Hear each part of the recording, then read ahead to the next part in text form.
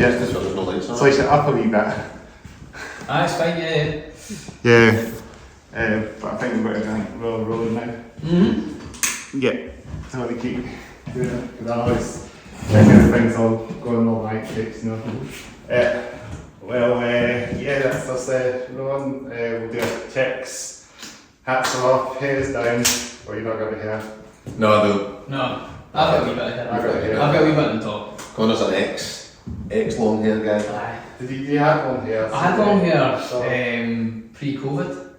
I had long hair, and then just through lockdown, I was like, this is really annoying me. You just cut it off and that. I just kept tying it off, and I was like, what's the point in having long hair if I just get it tied up all the time? So I got it cut off, and I had a mohawk for a while, and now I kind of get a mohawk. But Yeah, you're doing it again. It actually became a bit It's like- iconic, the mohawk. It's like a silhouette. It was like a Yeah, thing. it's Yeah. Now I've got like a mohawk meets Peaky Blinders here. That's awesome. Just keep rolling it. That's it. Yeah.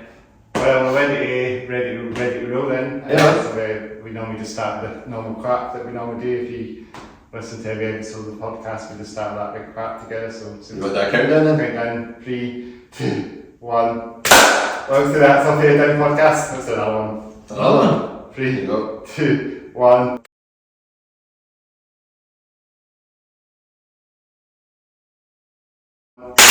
Welcome to the That's Off Here Down podcast, episode 60. Are we on episode 63 or 2? 63, I think.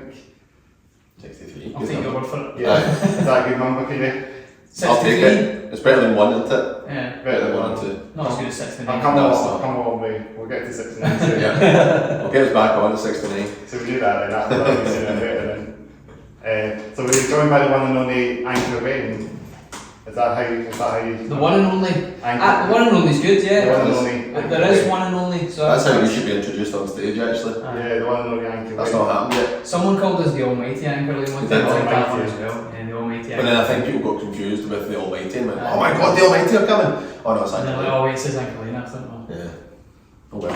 With the Almighty, I think this is kind of like the biggest band we've had on the podcast, if you think about it, because you have toured around the UK and stuff and that as well, so Yeah. you have done a lot of shows, so generally that's a good way to roll the podcast, is get a sort of UK touring band. Mm-hmm. Yeah.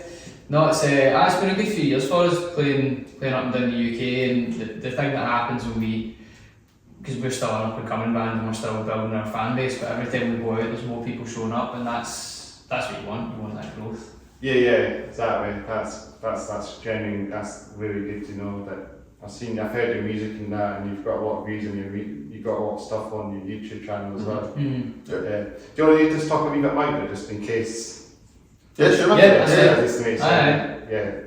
So it makes it a bit more, so you can, so everyone can hear. Hear this? Yeah. We don't. Yes. Get my words. I think that might be the first time we've been asked to be speak louder, louder. actually. Yeah. Usually it's kind of quiet. On the podcast. It's the Scottish thing, isn't it? We're very loud generally. Aye. So people are usually like, fuck. Oh. Well, I get told I swear too much Yeah. when we were in, where were we? Yeah. Somebody in England. Devon. Devon. We Yeah. played the festival in Devon, and they had us on at 11 in the morning, and so I was just Try trying to be Devon Townsend, like a tribute band, Devon Townsend. Yeah. You could do that if you were in Devon, yeah. You could. Yeah. Well, the Devon. You still wouldn't be allowed to swear. Still wouldn't know. No, Devon don't like you swear. But like the Devon Townsend from Devon. Yeah. Rather than from Canada. Aye. Yeah. Is that where he's from, Canada? I believe so, yeah. Mm. But there'll be a tribute act, and so that's a tribute act. That must be it. Definitely. Otherwise somebody in Devon's, some big Devon Townsend in Devon's, that's not a trick. That's the trick, yeah. It's better Devon Townsend's probably out there as well. You know, probably what's them liking it, and they'll probably make a wee joke about saying Devon instead of Devon's. Yeah. I feel like it's pretty close. It's close to divide from both names. I probably said Devon by accident and Townsend, you know, rather than Devon's Townsend. It's quite hard to butcher it sometimes. Sometimes you can use Devon Townsend, and it sounds like it makes sense saying Devon Townsend, as in Devon in England, south of England. It just seems to work out. It seems to fit in well. You're Devon Townsend fan then? I do like some of his stuff, like Shocking Young Lad stuff more than probably. I mean, his solo stuff is amazing what he does. Actually amazing. Amazing shit he does. But the Shocking Young Lad stuff was the stuff I really listened to more, because that was his band, and his band was huge. Industrial, kind of industrial groove metal. Electronic bits and them. Experimental stuff as well, and I guess he does a bit of that. That's a cool band. It's something like that. That's an amazing band. So we talk about metal. This is how we do. I'm the heaviest and the metalist guy on the pod. I'm one that likes the metal generally anyway. Right. So do you like a bit of metal? Yeah, some of it. We're like, I'm selective on everything I like. So like I like certain bands, metal bands. I like certain rock bands. I like certain pop bands. It's all very like just depends. But I would say like Metallica is good. Like I like there's a band from Glasgow called Bleed From Within. Oh really yeah, good. I really like them. I think their production is really good. Like because sometimes I find the production on a lot of metal bands can be really like oversaturated, and you can't really hear what the instruments are doing. But if you listen to what Bleed From Within do, it's very good. It's like it's heavy, but it's clear. You can hear everything that's happening, and because there's such clarity in what they're playing and what's being recorded, it just sounds even more impactful. That's a brilliant band, brilliant band, Bleed From Within. I give a shout to these guys because they're a brilliant band. They might never know, I might get them on here sometime, but you never know. I won't be see when it's going to happen. It's always going to be maybe that's a surprise episode possibly. Maybe that'll be episode 6. Episode 100 I reckon probably since by the sound of it, because it seems I'm not that far from 100. Yeah, metal's one of those, isn't it? It seeps into what you do and when you're writing music. You know, everything you listen to seeps into it. But I suppose metal specifically is one of those that we're not a hugely metal inspired band, but we like bits and pieces, like Connor's saying. It depends what it is. You take what you like from it, don't you? Yeah, you take what you like. I tend to prefer more modern metal than say thrash or more kind of dark metal or anything like that. It's more kind of modern stuff that I'm into. Where you've got maybe a mix of the screaming, a mix of the melodic, and when that comes together, it's like a total package. That's more the stuff that I would listen to. So like M-Frames and sort of bands more so like, so who I'm into just now, I'm quite into, well obviously Bleed From Within, I'm more on the heavier side. I'm into like Bad Omens just now, the classic Bring Me, I don't know if there's so much metal anymore. They've kind of spanned a whole load of genres. They just do what they want. They do what they want. Even bands like I Prevail and stuff like that, these are stuff that they've got that melodic side that I really like, but they've also got that heavy side. It makes you feel like a badass, do you know what I mean? When you're in the gym, you're on the treadmill, you're like, I can't listen to Paolo Nutini on a treadmill, do you know what I mean? So it's good, it's definitely got its place. Sure. I think that is the interesting thing that's happening in metal music though, is that you've got like metal bands are writing pop choruses, and so you're getting this really cool blend of like metal mixed with pop. Yeah, that's the thing now. Yeah, like it's becoming very inventive. It's like Sweet Token as well, isn't it? They've kind of took that idea and then went, what if we did that, but more pop and more metal. R&B and hip hop, and they're throwing out a bunch of stuff. Someone that I was shown yesterday called Bill Murray. Yeah. So have you heard of him? No, I've not heard of him. So it's the one name, so Bill, Bilmuri, and he's mixed like pop country with gent. Jeez, right. It is. I might have come across it. It's mad. It is mad. It's really good, right? It's really good because it's like those really like poppy, like country choruses that you hear all the time that make you feel a wee bit sick. It reminds you of like the cowboy, I guess. Yeah, a bit that way, yeah. Bruce Rintel showed me yesterday, and I was listening to it, and I was like, that's really, really good. Because he's like singing this song, and you're like, oh, it's quite kind of poppy, but then there's like underneath it, and it's like appreciate country like. Good shit, good shit. So that's a genre that's not really been explored as metal country, is it? To me it makes complete sense, because metal music quite often has a baritone guitar or has down tunings, and a lot of country music uses baritones. Yeah. So like baritone guitar, so it kind of makes. I'm like, why has nobody done this ever? Like, why is this not always been a thing? I guess we'll find it. It might happen eventually. Yeah, interview Bill Murray. Get him on. Yeah. We see bass events. American. Yeah, when you said Bill Murray. That was the thing, is I was like Bill Murray, I'm like, oh okay, the actor. He's like, no. He likes. Yeah, it's worse if it was the actor that was Can you doing it. imagine, man? Country Bill gentleman. Murray plays Bill Murray. Country Gen. Country Gen. That would be dope. So we introduce ourselves, what you do in the band. That's one thing that we ask. We haven't done that yet. No, we haven't. We got straight in it. We did. So I'm Graham, I am the drummer in Anchor Lane. I'm Connor and I am vocals and guitar. And you only have you've got the other guitarists as well. So Yes. Yep. So you're a 3-piece altogether. Yep. Yeah, 3-piece altogether. And of course myself and Chris and the Hats of Hair Down podcast. Yeah, so you're based in Glasgow, as I say. Yes. So it's good to get so many other bands on, like the Glasgow band and Edinburgh bands and Newcastle bands. It's a lot of variety now. So just keeping the ball rolling there, see what we can do. Hitting as many bands as I can. It's good to recognise local bands as well. There's loads of great bands in Scotland, so it's good to recognise. Because you've been interviewed a few times on like Download Festival. Yeah, we've done a bunch. Download Festival, haven't you? Yeah, played it twice. Yeah. Yep. So yeah, we've done all those. You obviously you play your festival set and then you go and do interviews with just a wee like a wee prep one backstage. It's funny too. You'll be standing there talking in an interview and then the next minute, a band will walk in. I think we played when was it Redmond Leeds? Nothing but Thieves walked in on the same tent and you're thinking, God, I listen to them every day. And now I'm getting interviewed by the same person. They're getting interviewed by them right there. Try not to stare at them. Because they look over and you're gawking at them. They'll be seeing us and they'll be seeing us behind the camera and that will be watching. Exactly, yeah. So that's a weird one when you play one of these. You've already just played one of the festivals that you've dreamed of playing your whole life. Download Festival. Download Redmond Leeds, a lot of them. Yeah, we even got to do Isle of Wight. Isle of Wight, yeah. Jeez. On the main stage on Download. No, we weren't main stage. No, we're not that big yet. Dogtooth stage, so it's the big tent. Yeah, that one. Same one. We played from within. Played the Dogtooth Did stage. they play the same day as us? Yeah, they did because we went to see them after. You couldn't get in. You could not get in the tent. They were on just before Sepultura.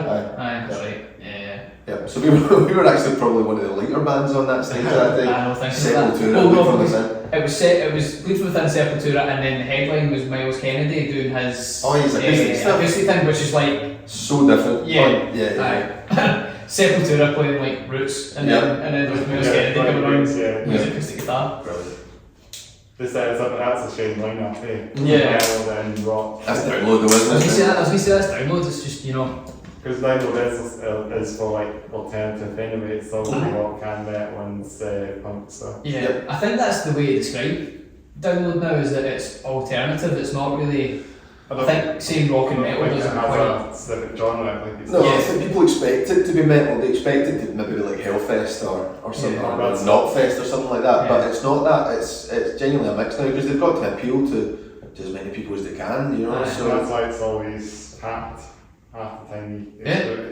Festival. Oh, it's very massive, isn't it? Well, when we played in 2022, Biffy Clyro were the headline for the Sunday, and it's like I think they belong on there, but there's a lot of people being like, should they be playing? They're a bit more of like a pop band, but it's like they're not really a pop band. They're just a popular rock band. Yeah, I think if you had Simon Neil's other project, Empire State Bastard. That's like the other side of him, innit? It's like the dark side. Hardcore side. He's doing proper hardcore shit and that's the stuff where nobody tells him not to do that. Yeah. So it's the unfiltered Simon Neil. Yeah. They're supporting Sleep Token actually on the. Are they? That's a good. Dave Lombardo on drums, isn't it? Well? That's right. Yeah, Dave Lombardo. I know. You can tell that Simon Neil's probably just like playing mindful riffs and Dave's like, yeah man, yeah. Go more. 100%. Go more. Give me it all. Yeah. That'll maybe have them up there, so that'll be amazing to get them on. Aye, definitely. because they're based in Glasgow, but I think they're based in Glasgow's the Empire State Bastards. They're based in Glasgow, aren't they? Simon's. Simon's the one. I know that the guys in Biffy still stay in Scotland. I think it's more out towards like because they're from Barbers. Yeah, he's amazing. But they had the other guitarist as well from the two guitarists as well. Yeah, and is he English as well? I can't even remember where Mike Venner's from. I don't know. I'm not sure. No, barely know where I'm from. I know. Changes so often. Nomad. It's one of those, you ever watched WWE and they went WWE. From Parts Unknown, that's a favourite of mine. Parts Unknown, yeah. They're introducing someone and they go, from Parts Unknown! That'd be me. Oh, so you're wrestling fans as well then? No, I used to be when I was younger, yeah. A long time ago now. I've not watched it in years, but I used to love it, yeah. I used to love it. My schoolmate's a wrestler. I've not really said this, but my schoolmate wrestles. Right. One of my old schoolmates. I don't want to steal as much these days, but he's a wrestler, and I see him at the wrestling shows, like Discovery Wrestling. I obviously got ICW crew there, but we have Discovery Wrestling in Edinburgh. Like we do like lots of, it's like local wrestling shows. It's like do it in like a hall. Sort of like Port Bell Town Hall or Connaught Stadium. Sometimes they put a show on those venues, and it's really cool. Even they've done it in the University Gym Hall as well, and that was a really cool place to do it. It has that sort of really independent indie wrestling sort of vibe in the gym sort of thing. Like, it's really cool. Discovery Wrestling, brilliant show. Give a shout out to Discovery Wrestling because I go to their shows, attend their shows, well, try to attend most of their shows. Yeah. There's a wrestler called Joe Hendrick, he's from Edinburgh as well. So I don't know if you know him or not. No. I barely know anyone. Not even the ICW ones. Nah. I couldn't even tell you half the WWE roster now.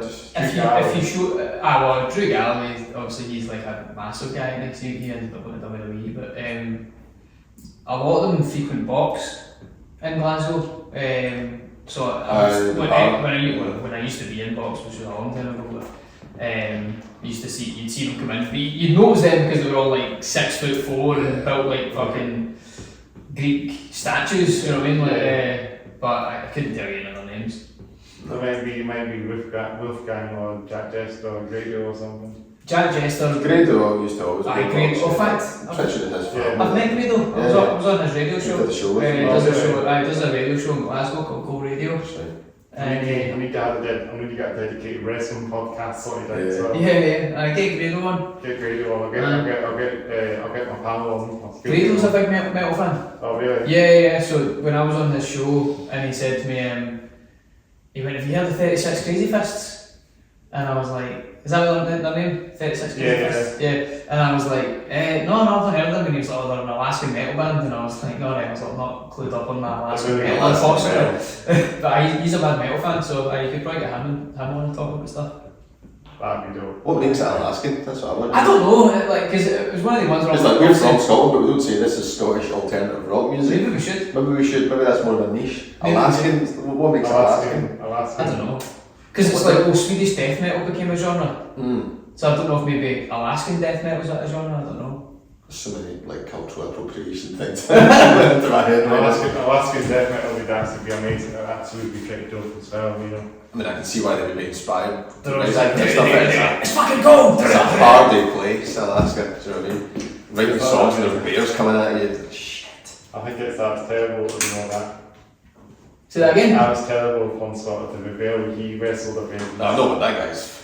Yeah, he'll be the man for Alaskan. He could shout at a bear and it would run away. An Alaskan death metal band. Yeah.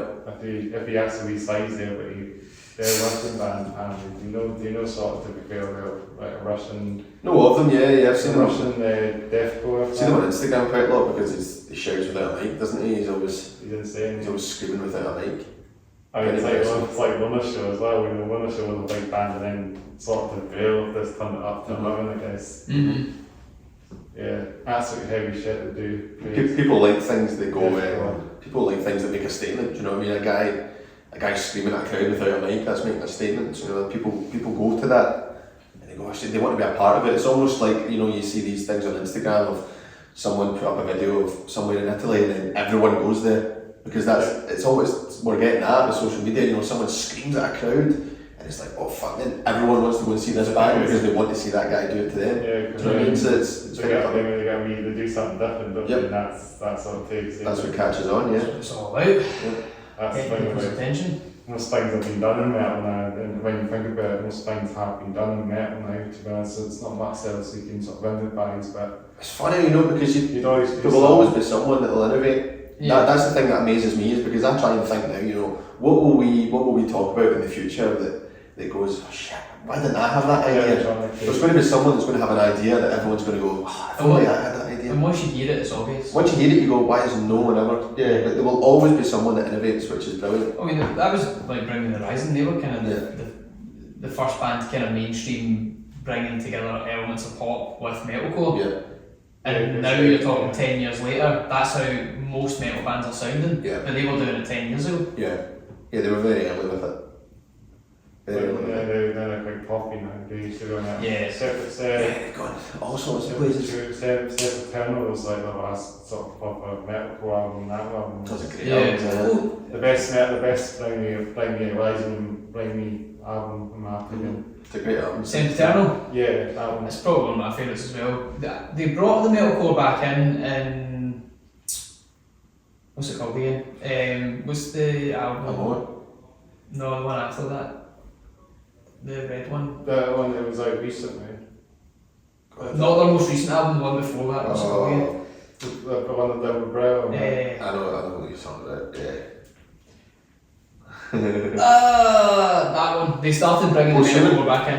Post-Human, is that the one? You're talking the one before that? Post-Human Survival Horror. That one? Aye, so the one before Next Gen, which is what they just brought out, they started bringing elements of the metalcore back in. But I think it's cool though, like when you listen to their discography now, you can kind of see the journey where you're like, okay, it started like super extreme metal, and then it became really palatable and really... It's like all the emo friends, so sort of around all the emo friends and all that stuff, going back to the days. Yeah, and then it gets really palatable and really poppy.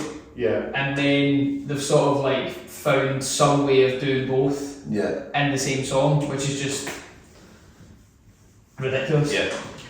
It's very ADHD when you listen to their songs. It's like, whew, it's coming at all angles. It's like being in McDonald's, you know, everything's beeping. It's all that going off in McDonald's. So much going on, you're like, jeez. I can't handle that. See when you're in, like, I don't go to McDonald's very much, but when I do, and it's like, and there's that wee Too much, man. and nobody's like going to turn it off, and I'm like, how can you work in this? And they should hire someone just to stand and push that button. Stop! It must be all the ordering stuff. They must be doing it. Aye. Beeps all the time, you know. Yeah, horrendous, man. I couldn't. Aye. McDonald's metal. There you go. McDonald's metal. That's McDonald's metal core. That's the next genre. Just I mean, beeping from McDonald's. We're laughing about it, right? But you would pay, like, well, you maybe wouldn't pay to see it, but if you were scrolling on your social media, like your TikTok or your Instagram Reels or whatever, right, and something popped up with like a metal band in McDonald's uniforms, you'd stick about to see what that's about. You would wait to, okay, right, I'm interested. I was going to see the McDonald's crown, obviously, you know, the mascot crown. Oh yeah. I was thinking about that, maybe being a thing for the band as well, just dress as a clown and be the McDonald's uniform. That would be scary, man. That would be scary. A metal clown. Metal Ronald McDonald. Well, mine. Exactly. What festival were we playing? There was that band that came on after It was us? Download. Aye. It was Download. Aye, I can't remember what they were called. And the next, the band that went on after us, my God, I just think about the people. And they were covered in like bandages and they were like zombies, mummies. It was they were like zombie mummies type things. It was weird. It was very... I'm sitting there in a top and a t-shirt, like a t-shirt and shorts, and we've got a massive underdress for Download. And these guys are all like weird costumes. White dungarees and all that. Yeah, that's right. And then we played that festival in Devon. We played, the band on after us had like severed arms on stage, they had blood all over the drum kit. I'm like, oh, where? Every time we play a festival, we're followed by some insane band. They were playing for like 40 minutes or something like that, and they had 3 costume changes in their set. I'm like, how do you even have the time? Oh God! Because it must be like an Alice Cooper thing though, where It's like black metal band, it's like black metal and stuff. Yeah, but it's like they've like set up a show, and so it's like when the rest of the show's happening, the people who have got costume changes go away and come back, and or maybe they wear the costume underneath and then it's a quick change. I don't know. They all rip the trousers off. Aye. They get themselves like, you know, half naked and that or something on stage. Yeah. Hopefully not. Yeah. That'd be funny if they do. There's a lot of bands that do stuff like that, so they always go on stage and just play this the undies on and that's it. Yeah. Yeah, there's some crazy people out there. Gets attention. It does. It'd be cool to actually have a band that actually has like a sort of like, you know, sort of like that sort of gimmick and that, you know, we're stuff on the podcast, it would be cool. You know what I mean? Yeah. We were cold for that, I think. I know. Yeah, it's be cool. Need to do it in the summer. Well, I've not really had a summer. No, that's true. Haven't no. Scottish summer. It's already done, to be fair. The time this is up, this will be like autumn probably. We're saying this, will be recording this in the autumn, you know. Well, it is nearly autumn anyway. Aye, yeah. Shall we talk about a trip then? Because this is what we always talk about on the podcast, it's a trip, so you know what we're going on. Oh, drip? Yeah, I thought you were saying trip. You did a trip and I thought, God, yeah, trip. not been in a trip in a I while. know, need one. I know. A trip or a trip. Trip. Drip. Yeah. My drip is always very, I don't even call it drip, it's very everyday. I'm very casual. T-shirt, jeans and It's trainers. very drummer, sits at the back. Yeah, I'm very simple. I don't really think out my clothes that much. I just pick something that's comfortable, something that looks nice, and that's me. Yeah. You know, I'm sporting the Foo Fighters t-shirt. Yeah, I saw that shirt. Just got this on the tour. I like that shirt actually. I saw that out. I was going to. It's lovely. Yeah. I don't buy merch as often as I should because usually you pay £50 for a t-shirt and it shrinks to half its size the next day. That's how. But this has been washed. It still fits, and It's a long sleeve as well. it's a long sleeve, and it was obviously any Foo Fighters show for me is like ingrained in your memory for life. So it's a good memory. You've seen them live then? Yeah, well that's what, 4 times now, 5 times. Oh, I really? think I've seen Foos now. Yeah, so they're my favourite band. So yeah, paid it with. Sorry to Dave Grohl. I love Dave Grohl. Yeah, Dave Grohl for me is like he's a modern day Paul McCartney to me. Do you know what I mean? All these people that love Paul McCartney and hold him up. That's what I feel with Dave Grohl is that he can't do anything wrong. You know, the guy's got it all. He's got a lot of legacy, I guess behind him now, isn't he, for a rock star? Yep. You know, played in Nirvana, Craig John's in Nirvana. Yeah, he's a legend. He's I mean, think about the album scenes you've been involved in though. It's crazy because like you get Nirvana's Nevermind. You get Queens of the Stone Age first album, Songs for the Deaf, and then you get all the Foo Fighters albums that are like generational defining albums. It's crazy.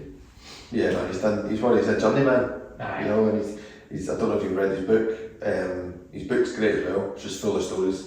What, the storyteller one? Yeah. Oh, I've got that. I need to read Right, it. man, it's so good. I have that book as well, and I need to read it. I still haven't read it. I bought it for my dad and read it before I gave it to him. I've got given that to a friend of mine, and I've just never got reading it yet. It's a good read. It's a good read. Very likable I guy. need to read it soon. Yeah. It's a long book as well, so it'll be worth reading it and stuff. Yeah. So, but that's me. Very simple. Just anything. Just because I always talk about brands as well, what we're wearing as well. Brands? Yeah, like that's what we're talking about the drip. So I don't even know what brand these jeans are. Comfy brand. Comfy that. And some Nike classic, what they call court shoes. I think they call them tennis court shoes.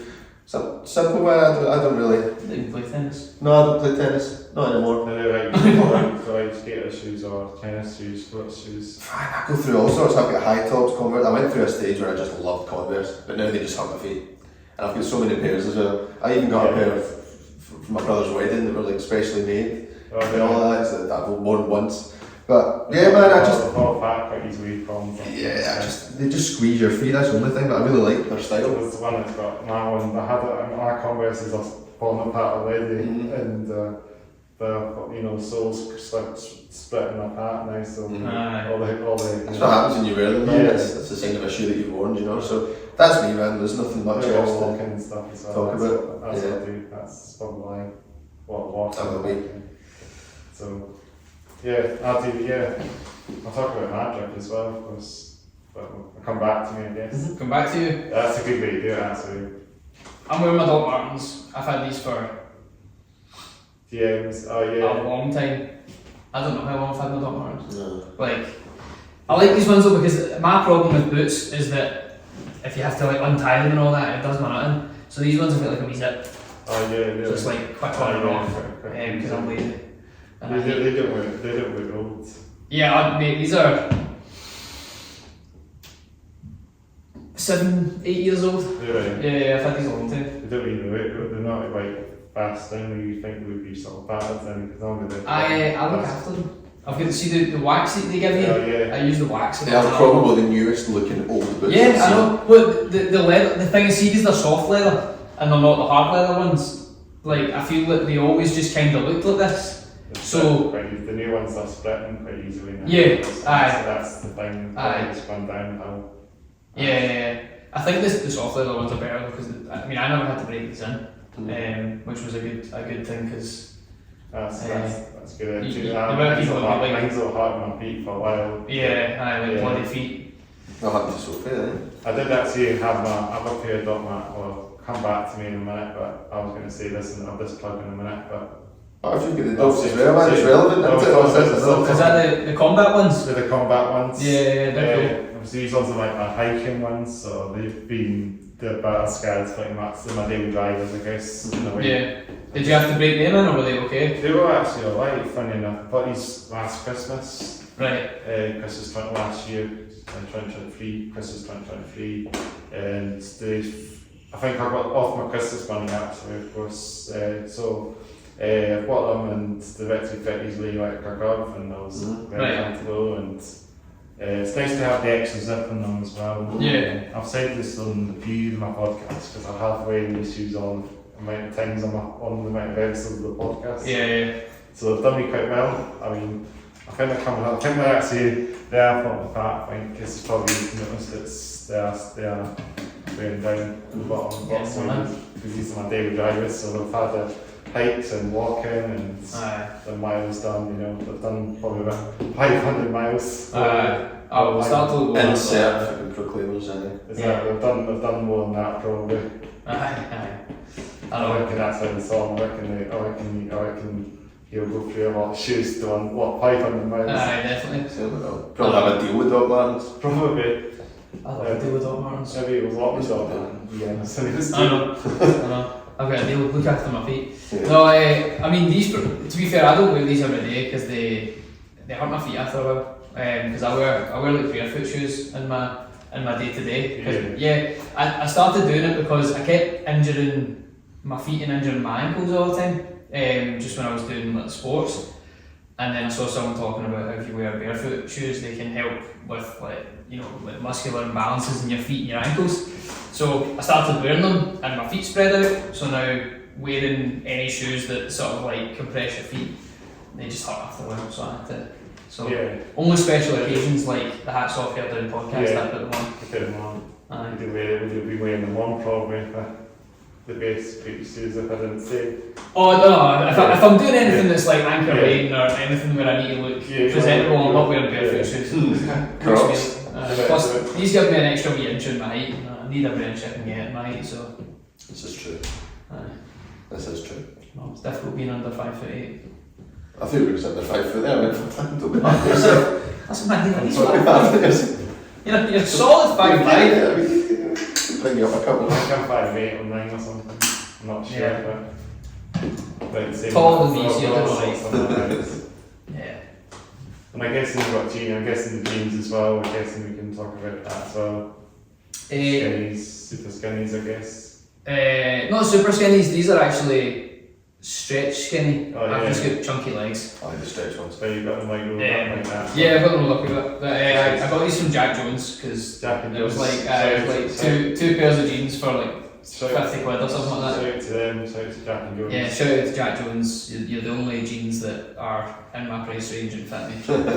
Because a lot of them do finger in the middle there.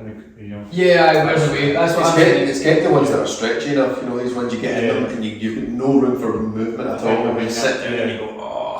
I think I'll need quite baggier ones, I think. Yeah. Cargos are really good for that. Yeah, I like wearing cargos for that because they're kind of like jeans but you've got a bit of comfort. A bit of weave loom in that. Yeah, I know I got my first pair of cargos this year. I don't know, I had a pair of cargos with before. great.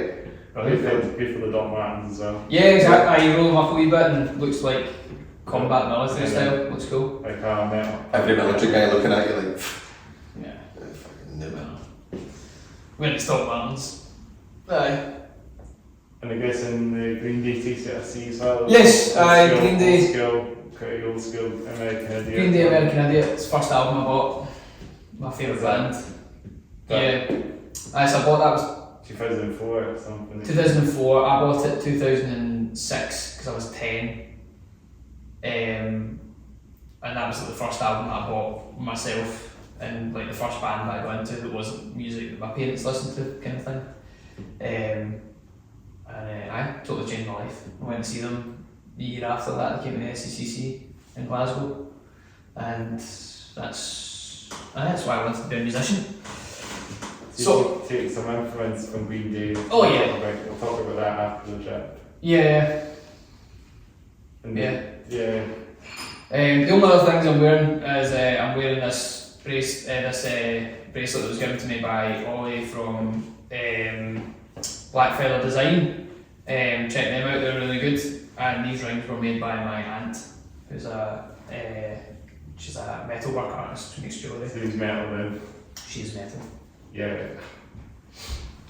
And the jacket, I guess. This is just like I don't even know where this is from. Yeah. It's also super washed out at this point. It's a denim jacket, that's how you can see. And the hair as well, I guess. The hair, fashioned by Sam Massey from Lighthouse Barbering. Shout out to them as well. Yeah, shout out to Sam. Give lots of shout-outs. Sam's a good barber. Give lots of shout-outs on this podcast though. Yeah, an important thing to have a barber you trust, I think. Yep, Turkish guys down the road. It's the way they always look at me when they go eyebrows, and I'm like, do you get like the? I got the nose done for the first time. What did you think? It was fine. Like with the wax? Yeah, it was fine actually. The only reason I did it is because the guy in front of me got it done, and I thought, man, that guy looks less hard than I look. So if he can get it done, I can get it done. And the guy pulled it out, and he didn't even react, and I thought, right, okay, challenge accepted. I didn't even feel it. No, I put it in, nice about it, then bang, fine. I still had hair, so I didn't do the. No, it's not. It's not do the job. No. Did they do the fire on your ears to get the hair off your I ears? hate that. I told the guy never to do that. Oh really? Yeah, it's because he did it the first time, but he didn't ask me. He just picked up fire and started attacking me with fire. I'm going, fucking hell, I'm smelling the burning. I'm like, no, never do that again, please. That's right, Yeah, I can't. See if he'd given me a warning. If he'd gone, right, I'm going to fire your ears up here, I'd have gone, right. See, it's the, so I get it, obviously, if I go, like, I've not been in Turkish barbers in ages, but I like when they get the, fling that out, do the fire, and then it's if they do like a skin fade on your neck or anything like that, and then they put the lemon oil on your neck, and you're like, ah! It's like Home Alone. Aye, yeah. Oh, Aye, man. There's a couple of things that I'm like, stop that. Yeah. So sometimes you go in Turkish barbers, they don't tell you what they're doing, it's like they've been at the dentist a little bit. Aye. That's it, man. Or sometimes they just shove the things up your nose. This is it. And then you're like, oh no. This is the thing though, is that I do have someone that I've got a barber in Glasgow that I trust and I would go to every single time if it was so easy to get to them. But I can't always get to Glasgow, so sometimes you need to jump down the road and you don't get the same guy, and then you've got to explain, oh, I get it done like this, and they never get it right, so you just got to roll with it. But thankfully, again, I'm not fussy.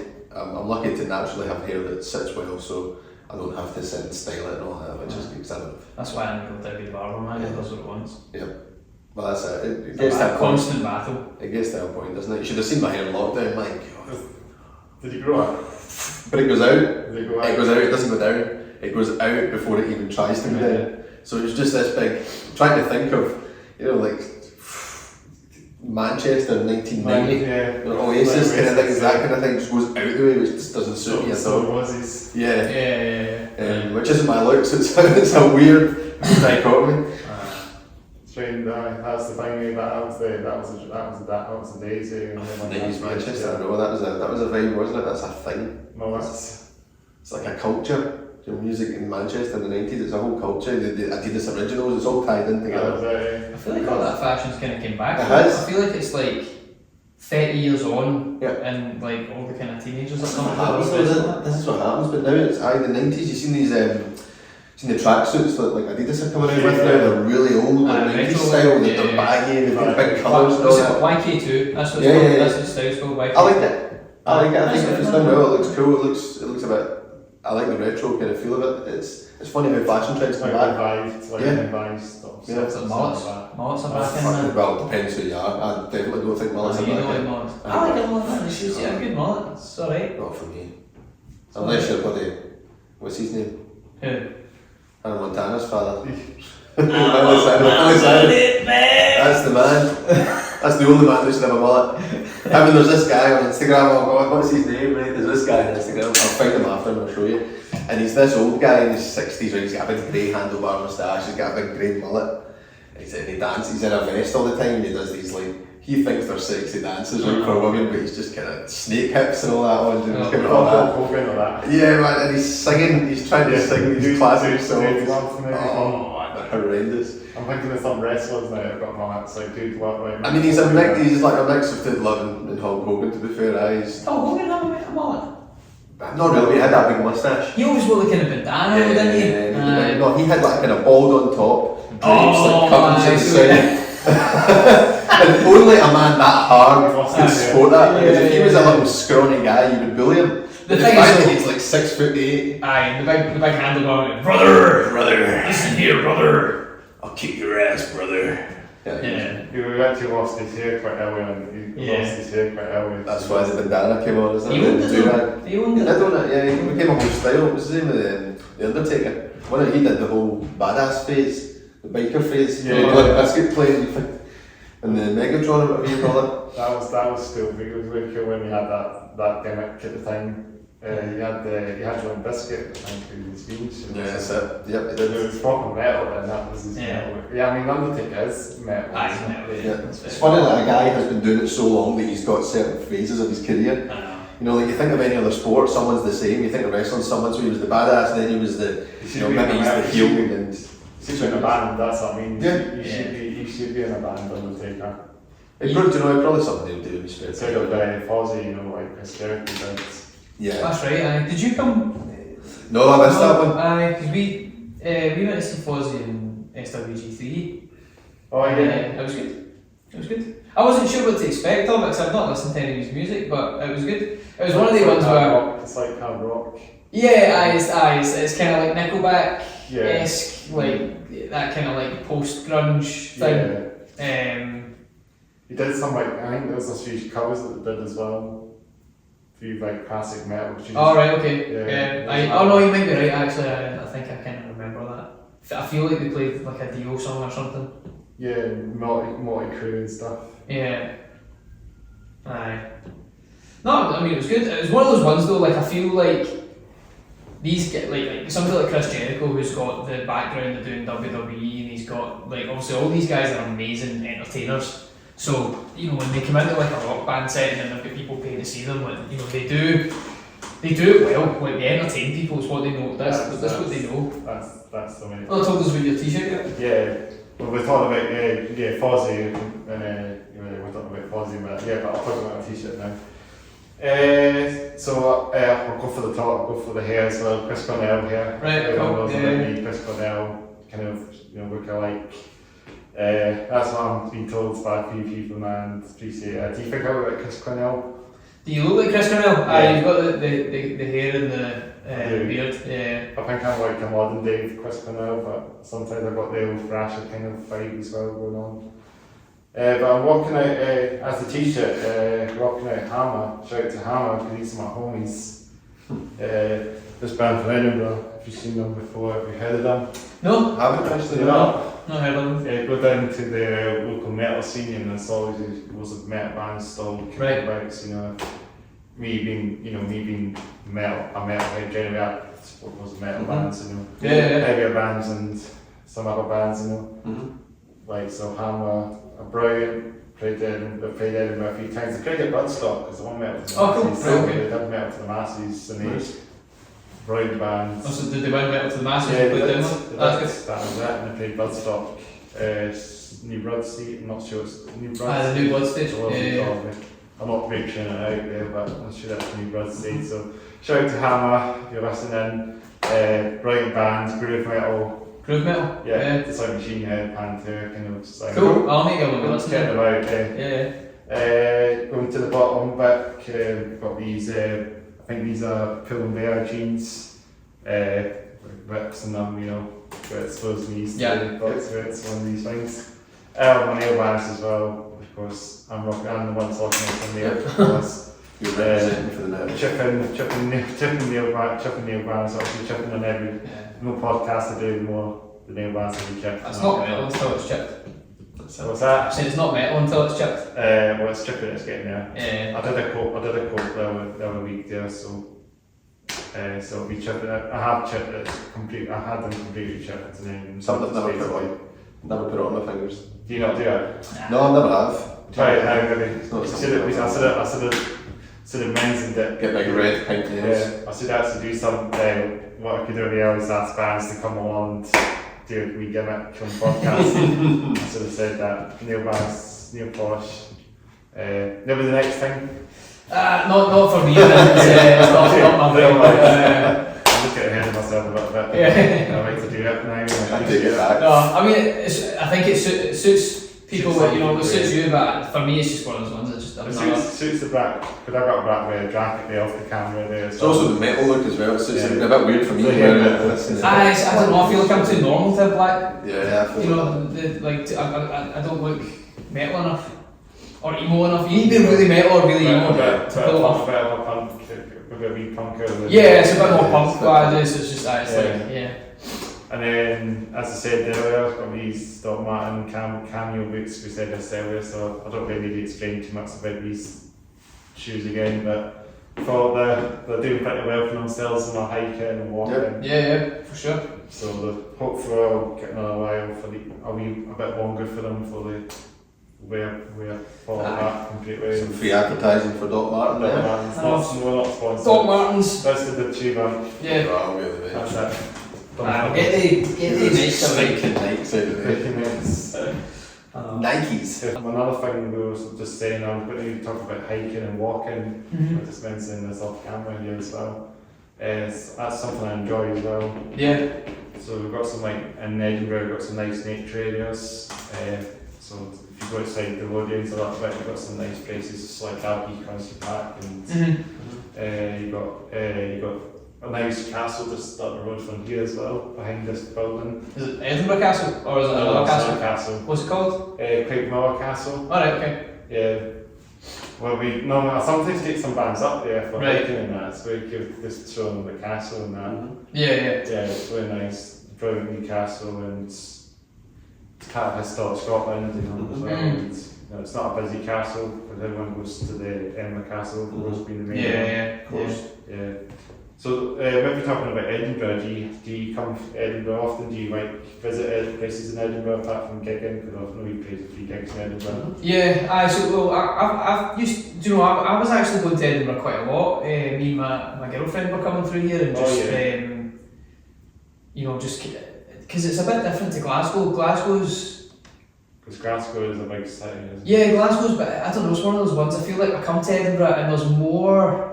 Because Edinburgh's so touristy, there's a lot more unique, independent restaurants and there's a lot of nice wee shops and it's quite interactive. I feel like Edinburgh. And you've got Arthur's Seat as well. It's that's right. It's not far from the city anyway. It's right on the city anyway. One of the 7 hills of Edinburgh. As we say, you've got 7 hills of Edinburgh. So and you've got a hill called the Great Hills as well, which is just like the corner a little bit. And you get the Christmas markets as well. Christmas markets and then.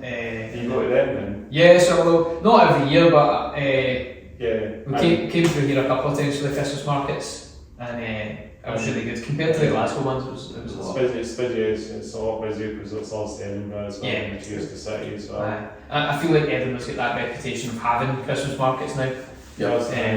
And of course the festival, the famous Fringe Festival that it's also brings everybody from over the world. Yeah, I've never done the Fringe Festival. I need to do it. That was just recent, wasn't it? Well, recently actually. Just recently. Yeah, I know. I need to do it next year. I don't know why I've never done it. Just never came through for it. would you play a gig or something with acoustic with a? Maybe. If we get an offer to do it, yeah. I mean, so we're playing Edinburgh in November. Yeah. We're doing November, so you'll need to come along to that. I might get along to that one. Yeah. That's the Voodoo Rooms, I know where that is. Yeah, Voodoo Rooms. Yeah. Just by the other side of Princes Street, behind the. It's next to the. I'm trying to think the Apple shop. If you're on Princes Street, you've got the Apple store. Yeah. The road it goes up there where the statue is. The bread shop. It's a wee rain that's just behind there. Yeah. It's a neat venue. Let me check when it is. I think it's November, isn't it? It's November the 1st or 2nd or 3rd. November 4th, the 3rd. It's a Sunday. November the 3rd. We get down to that one. Remember November 3rd. November the 3rd. If we get bonfire bonfire night, then. Yeah. That's like bonfire night's coming early to Edinburgh. You can bring $5. Yeah, exactly. That'd be dope. Yeah, no, that'd be good because the last time we played Edinburgh was really good. Where did we play again? I knew you were going to say that. I think it's the Bannerman's. No, it wasn't Bannerman's, it was down that end. Agents. God, that's terrible. I've been trying to You don't know the venues in Edinburgh. I've been trying to think It's that they all. It's next to Stramash, it's near Stramash, isn't it? Mash House. Mash House. That was There was Mash House. Yeah, we played Mash House. That's just in that week. That's just down the alley downstairs. Yeah. It was Mash House. That's it. A lot of metal gigs happen around for Bell and Bell and Chelsea was a nice venue as well. We played there years ago. That's a sick venue. It's roomy place as well. It's plenty of space to just walk around. It's not too kind of like Banshees is and Bannerman's and stuff. But I've never played the Banshee Labyrinth. I went into it one time. It's a lot of metal gigs that got you in these places. Yeah. I remember I was on a night out in Edinburgh when I was like 19, which is nearly 10 years ago now. We were just like going about and we saw the Banshee Labyrinth and we went in, and one of my friends went to university in Edinburgh, so he was like, oh, we're going here and they do this they do cocktail or a shot or something like that. It's a haunted pub as well. Yeah, it's like Scotland's most haunted pub or something. You know that. But they've got like that big cinema and they had Shrek 2 on. And so we were like steaming, sat watching Shrek 2, it was brilliant. We were drinking these what were they called? It was like a Banshee. Is it a Banshee? Banshee. Is that what they're doing there? I feel like it's a wee things. It's like a shooter, and it's like X amount of vodka, silver tequila, this, that, and the next thing, and then you drank it, but it just tasted like juice. But it was it's not a cider or that. Yeah, because the cider's got that kind of thing. But I'll drink some cider occasionally as well. Yeah. A wee plug. I think I might have said this on the pod, but cider's something I drink occasionally. Cider? Yeah. What cider do you like? Koppenberg. I would get Koppenberg. I can see it. Normally just occasionally, but then the old malt as well. Malt? Yeah, the old malt. I think it's the old malt. It's still one I drink as well. Right. Is it the old malt? I'm not butchering it. I don't know if I'm butchering it here. I don't know. It's even that one. It's a cider, but it's got the bud on it, I think. Right, okay. I think that's the one I'm thinking. I think I know the one you're talking about. I was in a cafe the other day and the guy said, what do you want to drink? And I went, what cider have you got? And he said, I've got Magners and Strongbow. And I went, alright, and you get Koppenberg? And I thought, was maybe talking about some draft? Or maybe, but it was like, it's a cider. It's a well-known cider. I've got bottles of Koppenberg. But now I'm like, do you need to go in and ask specifically for a Koppenberg now? Do you need to ask for a recorder leg? It's like, what cider? I was expecting to say Koppenberg, recorder legs. He's like, Magners or Strongbow? Nah. Have you tried Strongbow Coy the Apple? Yeah. No, I don't think I've tried There's a few different ones, there's got a tropical one as well. The Cloudy Apple's actually, because normal Strongbow I don't like it, I can't take it, but the Cloudy Apple one is really nice, like really nice. I'll maybe give that back.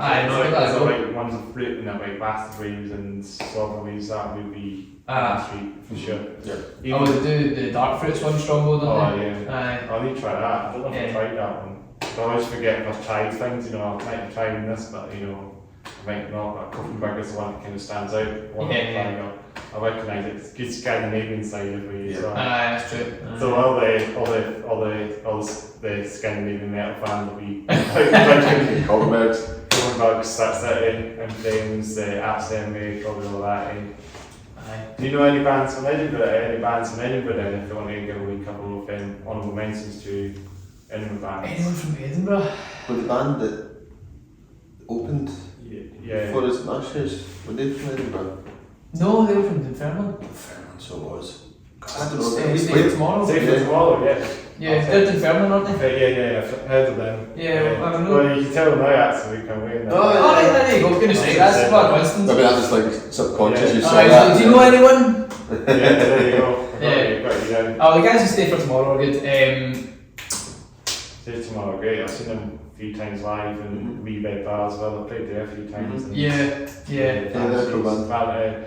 Seen them at Regents quite a while back now, but they were right bad. I've had them, I used to do an interview, I did an interview with them on my radio show years ago now, but they gave me this, I think I got this band from them, free or something. That's cool. I had it on since 2019, believe it or not, so it's actually lasting me quite well. That's not well, to be fair, I thought this would have been this snapped off by now. I remember when these all came in, and it was like you'd have the one to support the troops, you'd have the one for breast cancer. Some people had like 10, 15 bands all the way up there. The Download Festival ones I see often as well, don't you? Yeah, There's lots of guys, lots of people that do all that, put all the Download across People that keep them on for years, man. I did, so and it's all like that, all sort of wearing out as Yeah. well. I kept my first time I went to Downloads 2015, and I kept that one on for years, man, and it was stinking. And that's what made me take it off, as I was like, this thing is, I've still got it, like it's still like You got me washing it. I've kept it, I like washed it, but I was like, I can't keep this on anymore. Is it just is it all kind of faded off? Oh yes, it's like barely holding itself together, because how many times did I wear it and I was like, I don't know, like in the gym or like in the shower or whatever, or like it's getting destroyed, but I just cut it off, and so I don't keep them on anymore. Just go for the rubber ones, eh? Because you can just take them off quite easily, can't you? I mean, I've worn this 24/7 wee bit not to bed. I don't realise that, but I'll say this, I've worn this 24/7, even in the bath as well. Just a walking advert for the band. Yeah, it's a walking advert.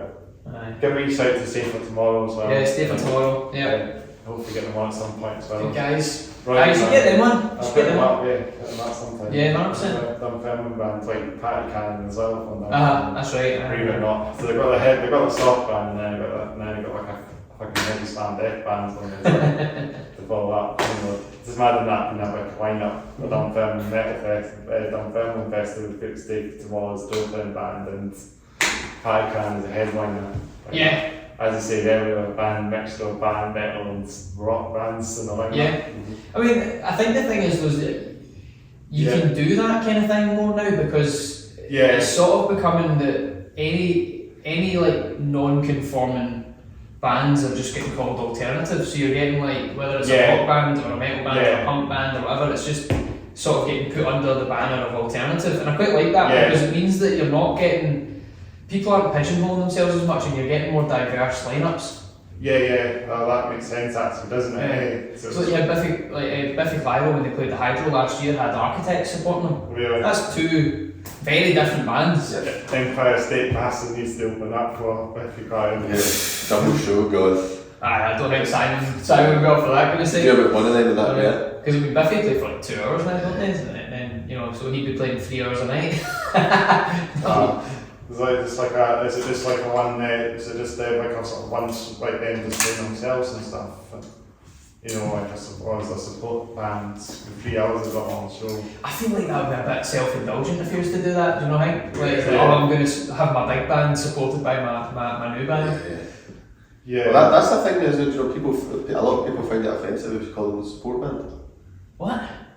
I've seen a lot of people, it comes up on Facebook quite a lot, they don't like being called a support band, it's opening band. There's no fit in that. Now, as a band I have supported many times, I'm more than happy to be called the support band because you are the support that's band? what it is. Are people there to see you? But now they say opening band. That's what a lot of people want to I see. hate seems to be this. the openers now. You've got Yeah, openers. the openers. But the problem is when you have 4 bands in a bill, who do you call the opener and who do you call the support? It's also just like, Do you know what I mean? it's just words. So it's just Why people exactly, stop saying yeah, words? exactly. At the end of the day, like, if I can't believe you called me a support. What? Are people here to see you? No. well, that's it. At the end of So- the day, they're there to see the main band, Aye. so you are a support. Aye. Like you're there to try and win over that Yes. fan base so they come and see you. Yeah. So why are you getting upset about what you get called? Yeah. Why don't you just Yep. The one this goes to the pro with about the supporting bands, they just turn up and they turn up sort of thing, and just wait until the big band shows up. But I appreciate when people show up early. Yeah. yeah, I do like to support the other band when Yeah. you know, even when I go to a local gig as well, like in Edinburgh, I like to get there for the first band, you know, sort of You don't know who you're going to see. Yep. Yeah. You know, you might end up seeing some band that, alright, they're opening up now, but in a couple of years they could end up being. And the thing is, if you don't like them, go get a drink. You don't need to sit and watch. You know, you can.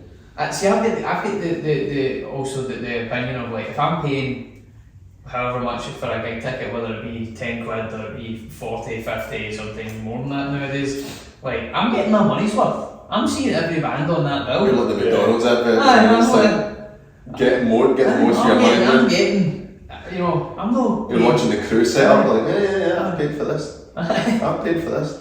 get there for all the sound checking and that as well, you know. Aye, that. I mean, you pay extra for that. I know, that's another one, isn't it? The sound check thing.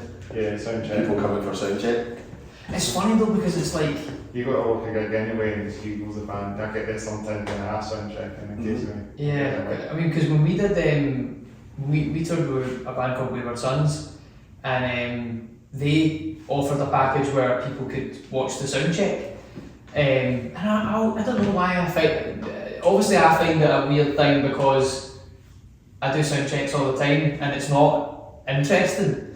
Like, it's quite monotonous and boring and it's like, oh, how does that sound? Oh, can we get a wee bit more guitar? Yeah. And like, but I suppose for people who don't play music, they're watching it going, oh wow, this is how it works. It's like a peek behind the curtain. Exactly. But I do see it. I'm like, That's I the don't big thing. think Is it's- that it's one of those is that you either you'll get people that love the band so much that they want to see what happens behind the scenes. They want to see how they practice together, how they sound check together. Or there's people who are just fans of music that want to know how it all works and how things are done.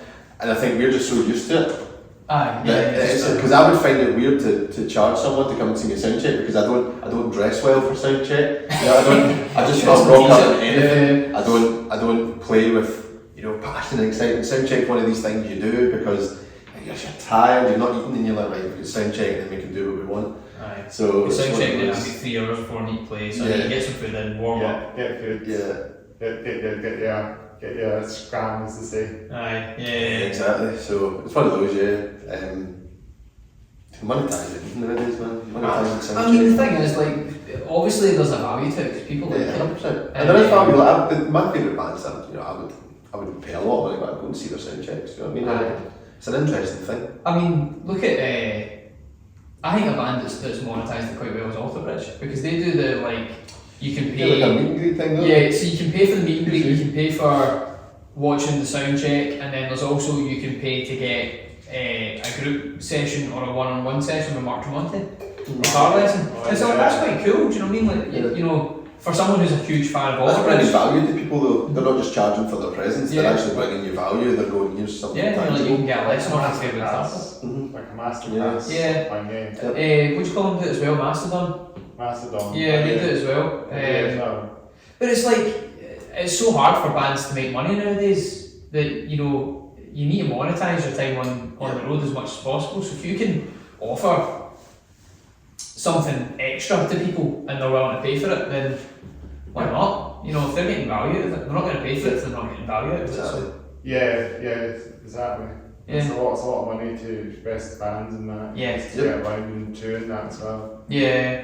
That's why it's important that bands like come out to the merch desk and talk to people and whatever else. Let's, you know, because you're going to for one thing, you're going to generate people wanting to buy your stuff, and then also it's creating that like personal relationship where you're talking to people and you're saying, and you know, they're able to create a connection with you, and then they're more invested in the band doing well, and you're also more invested in giving them a good show, good merchandise, good songs, because you're you've got direct contact with your audience. Yeah, that's it. Yeah. Rather than being like, oh, we're finished our show, we're going back to the dressing room and we don't see anybody, we don't talk to anyone.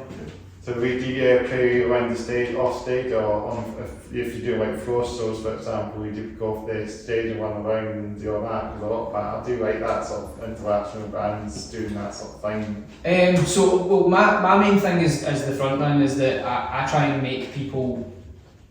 Because you play guitar and you do sometimes, I've seen some videos on YouTube, you sometimes do the vocals on and stuff.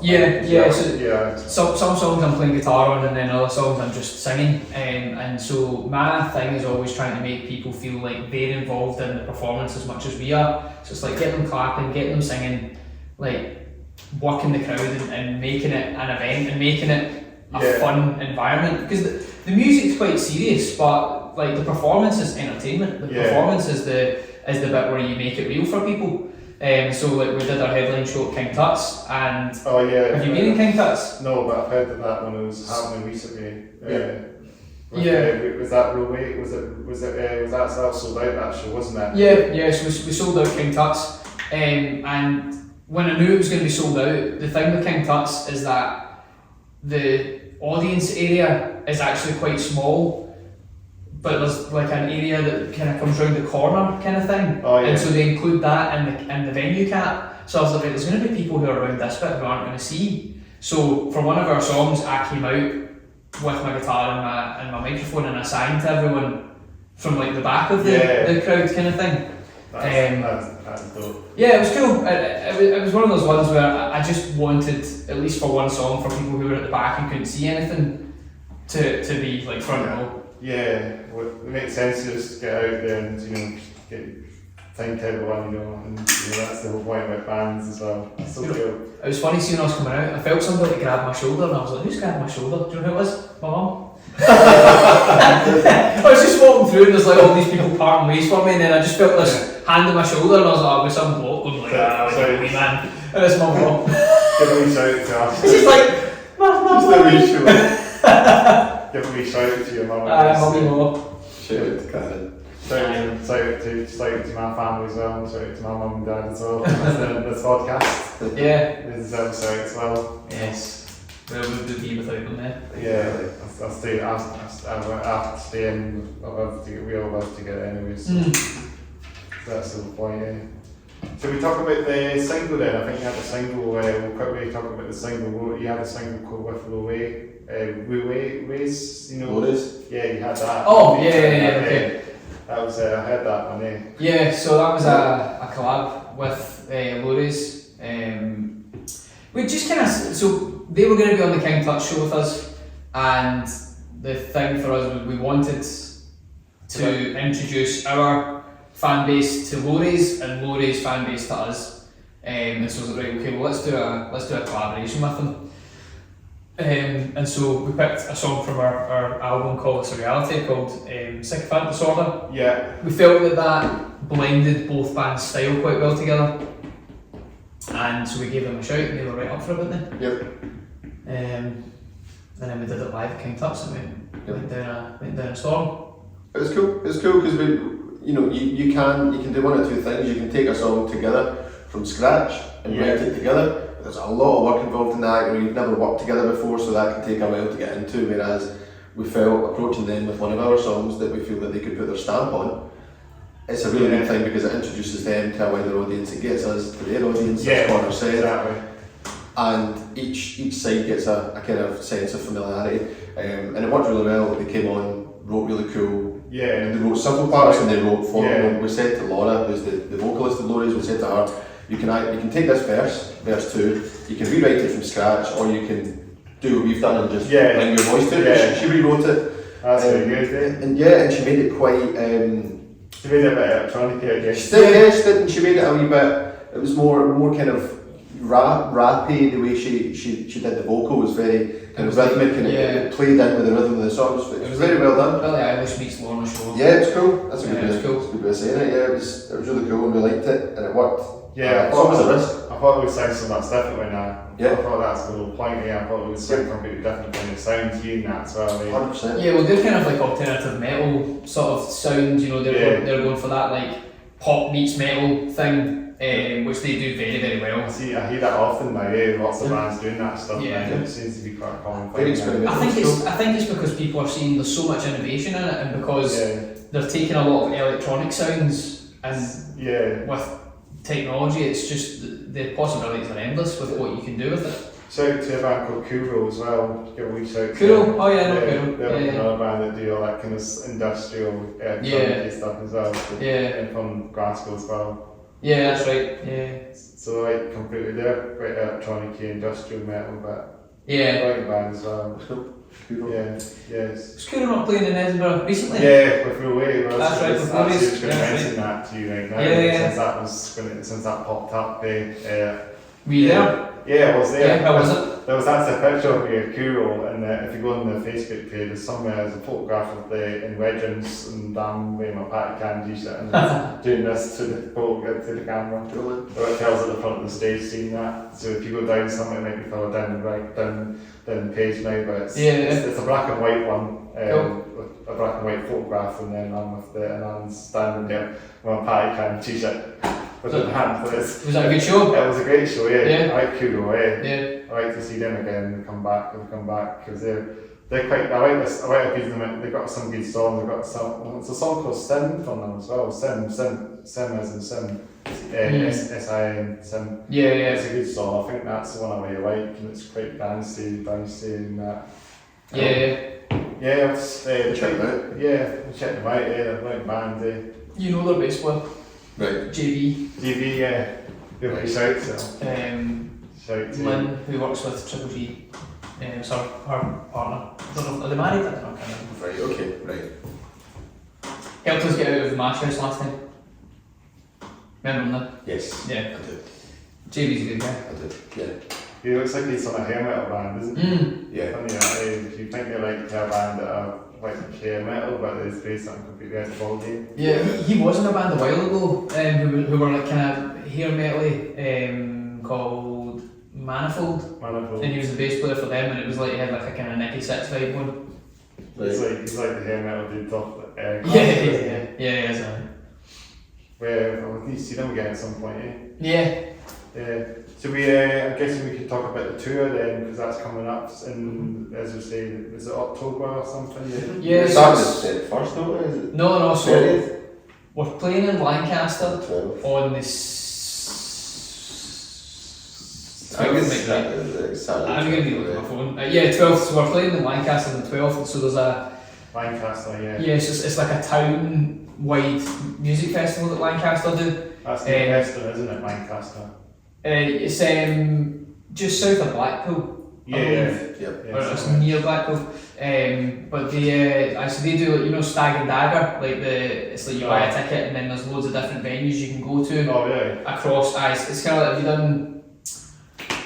So it's like a sort of a pass you can go through, you can get loads of venues. To be fair, that's kind of what the Fringe is. It's kind of similar to what the Fringe is. There's different venues to go into and they all have music going at the same time. Oh yeah. We played it last year, 2 years ago? 2 years ago. 2 years ago we played it. And it was good. It was a good opportunity for us to play to people who maybe wouldn't have seen us, who maybe wouldn't have went to see us in Lancaster. Yep. Because it's just like people just show up in places, and the venue that we're playing in called the Pub is quite a popular place that people frequent because they've already got their ticket. They just come in and see the show.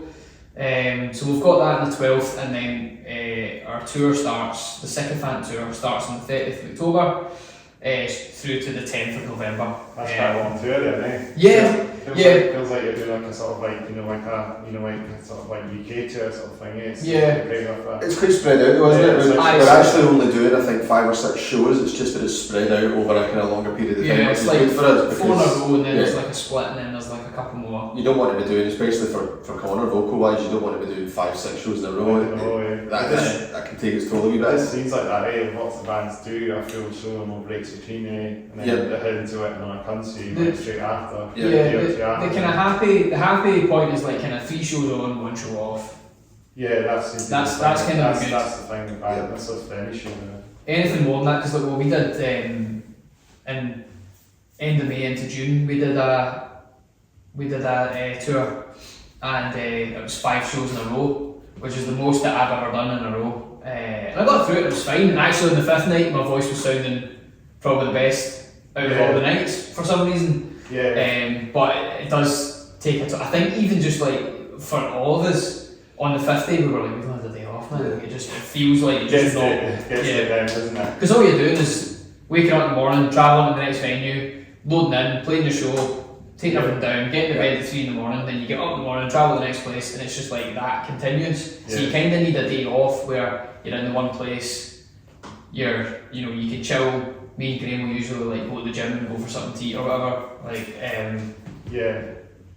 It's got every day, just sat here all the time. It's cool when you can do it. I wish you could do it more. Because there's some places you visit, like we've been in Chester a couple of times, and that's a beautiful wee place. Chester's lovely. And you just wish you could do a wee bit more, maybe you go and see a landmark, maybe you go and do a tour of something, but you never really have enough time. So when you do get that day off, usually, we've had a couple in Manchester. Manchester's always great. And we love Manchester because you get great food. We went to see, was it Manchester we saw Batman, or was that elsewhere?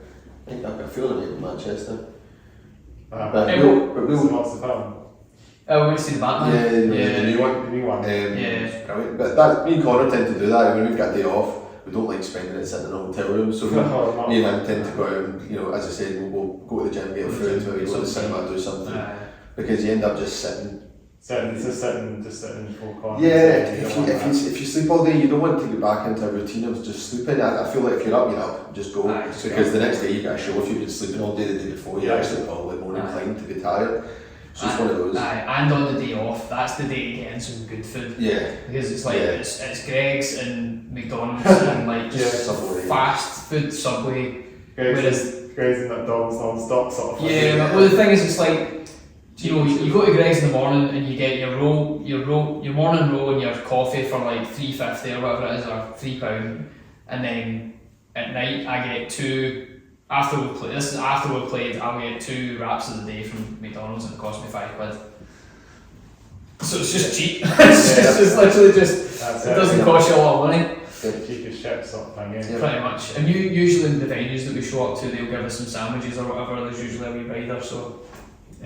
You don't eat very well on tour, but days off is when you can be like, right, let's go to like Nando's or a Toby Carvery or somewhere where we can get some proper like vegetables and freshly cooked meat and stuff like that in. That's it, that's the way you go tours then, I guess we'll just talk, I guess we'll maybe wrap it up at some point, Do you want anything else? Do you want to ask me any questions? It's always good to just stress something like that as well. Ask you a question. It's going to have to be a good one. that's like, because it's always good to stress something out. Well, do you play in yourself? Not really. I just do the podcasting side of things at the moment. But we usually just do like stuff like Bridge End Day, shout out to Bridge End. Cool. To do a lot of things here as well, and you know what I mean, and like bicycle stuff, and I do all the podcasting side of things here usually all the time. So it's always thriving in that. Podcasting is always the thing that keeps me going, keeps everything going.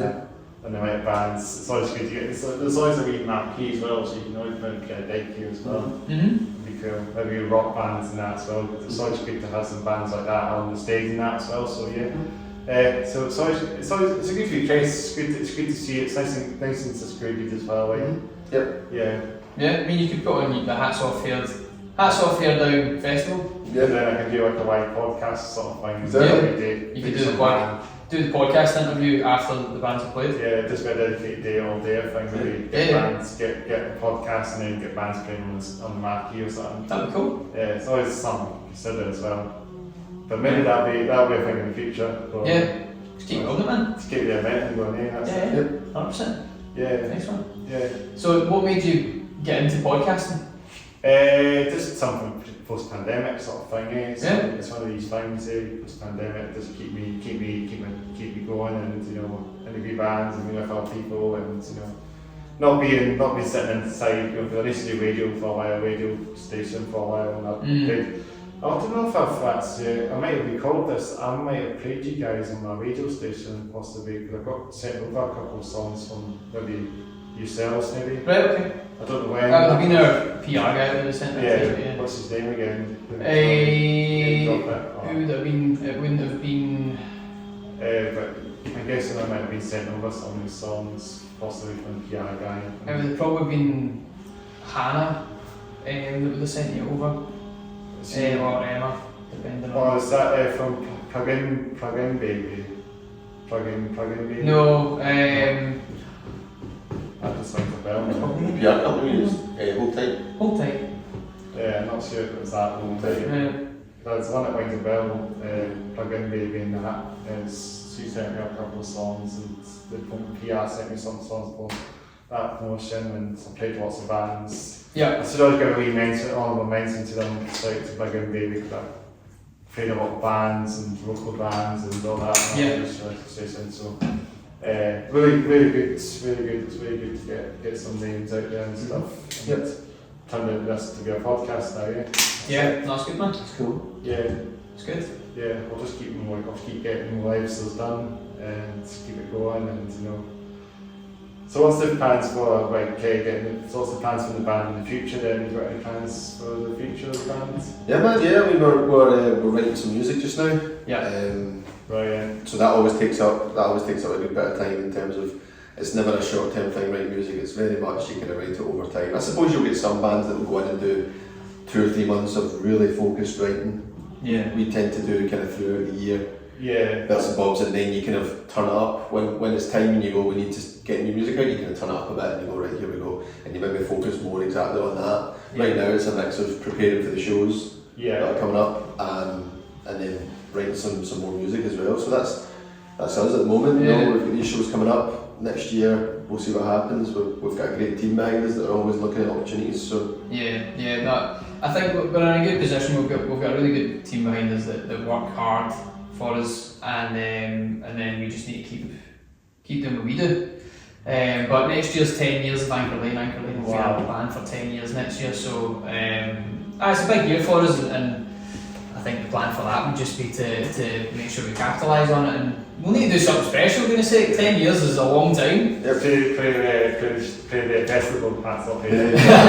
That'll be the 10 year celebration. Yeah. Yeah. Do that, and maybe how did you get the name of the band anyway? You're talking about the name Anchor Lane. It sounds like a street name. It is. That's So in Glasgow, isn't it? yeah. Have you been in Glasgow? Yeah, I've been in Glasgow. Yeah. So see in George Square, Oh yeah. right? So if you Yeah. come out of Queen Street Station and you're looking at George Square here, and then you turn right, you'll see a wee lane that's literally just off of George Square called Anchor Lane. And that's how the band actually come.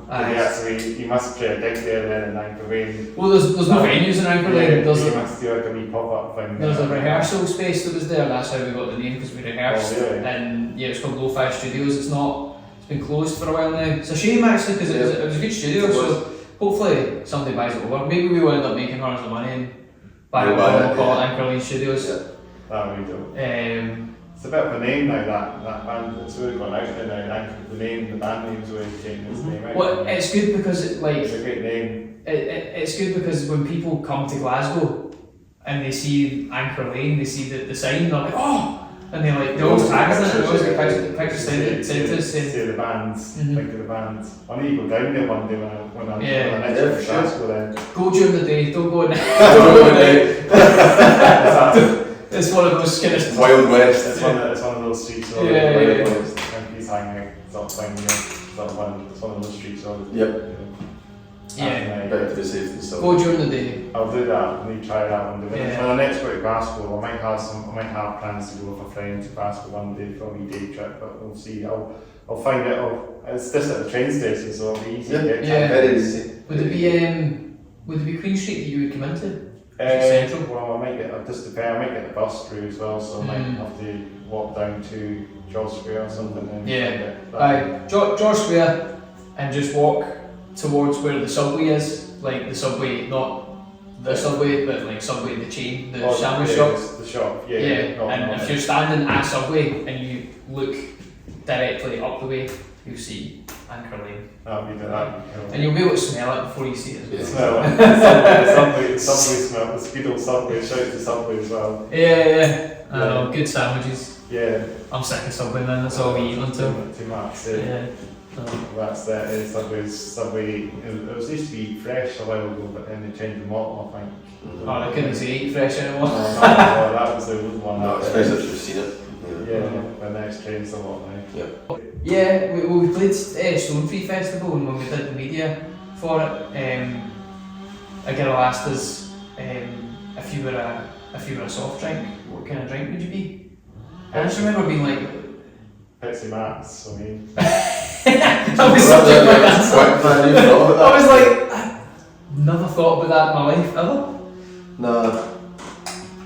I wouldn't even know where to begin with that question. But if you don't Pepsi Max, shout to them. Dr. Pepper. I like Dr. Pepper. Iron Brew original. Oh yeah, 1901. Original. So if you want sugar Coke one. Just because Iron Brew is original, it's different. There's no other Iron Brew out there. There's the sugar free one also.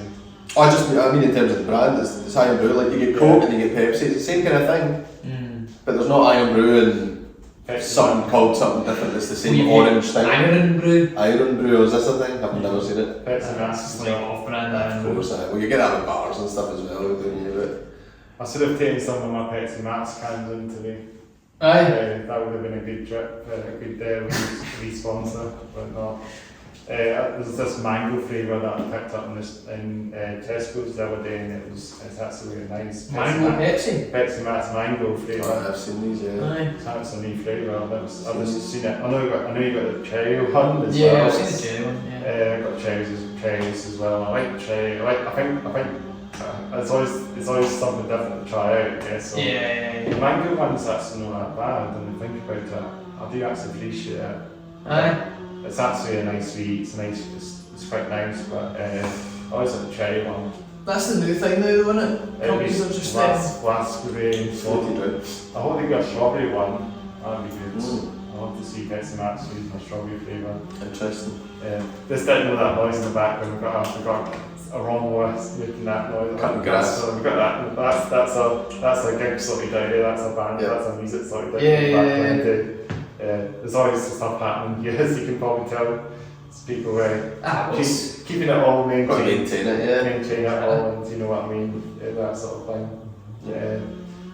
Exactly. Yeah. You just go to trains. That's it. Train stories. Trains? Yeah. Train away stories. Nah, not really, man. You know. Nah, Trains? train stories. I mean, I've got. Trains that just like train. I do have a train story, but I have a it's train story. probably not appropriate for the podcast. I have a train story. Okay. So I got the last train home from Queen Street to where I live, and it's only 2 stops, right? It makes 2 stops to where. Cat circle wing. Cat wing. No, so going the other way, Oh, right. going like towards like Springburn, Oh yeah. and literally every single drunk person on the train was screaming at the top of their lungs, Oasis. Like they were like screaming it. I think I actually recorded it. I sent it in the chat. Aye. Do you remember I sent I it in the remember chat? this, And they were no, it wasn't Oasis. It was Angels by Robbie Williams. So they're like,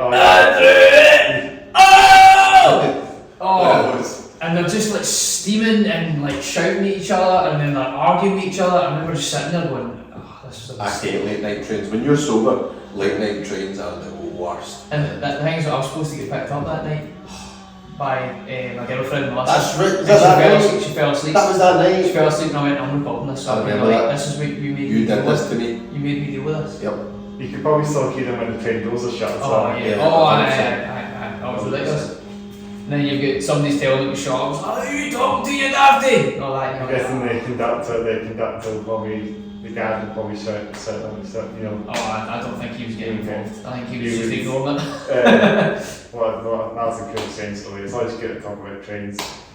But yeah, thanks again for coming on the podcast. Thanks for having us.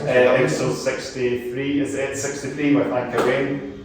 Thanks again for taking the time to come on, guys. Make sure to like, comment below, subscribe to the channel. Come see us on tour. Yep. In November. Come see us. October through November. November 3rd we're in Edinburgh. Yeah, I'll get down to that. Yeah. Rooms. Yeah. Turn on the bell notifications, of course. make sure to check out my YouTube channel, CM Headbanger. There's lots of gig stuff and stuff on that channel, so check that out. Subscribe to that. It's got most of the slides in this channel, so hopefully we'll get this channel to take over CM Headbanger. Just keep building I've it. got 470 subscribers to that channel. Nice. 260 plus, but we'll get to 300, so guys, make it happen. Yep. Yeah.